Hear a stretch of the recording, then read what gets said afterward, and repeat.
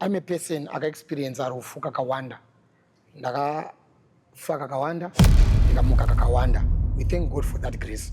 I've died maybe more than 50 times. Because there is a night that I died more than 30 times in a night. Time yekunoko, kunyama kunoko. Ni time yeku mwea. Shakasiyana pakuti 4 hours kunoko can be 1 second in the spirit. My last death experience, ndakazochema to pastor issue. Ndakaita kubvutwa from the body. Kudai. Kuti it's not like nyika yevakafa. Iri ukoko, iri panapa. You just transfigure into, you translate. Panapa.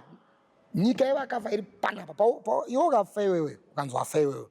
Auna kunomboenda kukulanzo nuzo ndakaona nchifly ndikatakura ndingirozi ndikaenda my experience was not like that. Ndakafira mumba imomo. Zvese zvikatikira mumba imomo ndikadzoka.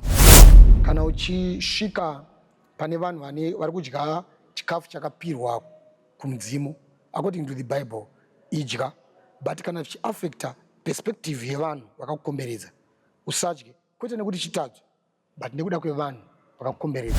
So maybe God, for him to make me special, he had to give me that ability, draw attention, it is different from other apostles. Lobwa ndipo chipo chechi chekunamatra vanhu vachiwana mbereko. Yeah, I've prayed for people, I think more than 10,000 now. Zvembereko ukatrace ministry inoyi, there are videos, there are pictures, there is just everything. Tabatsirana kwanda, even notable celebrities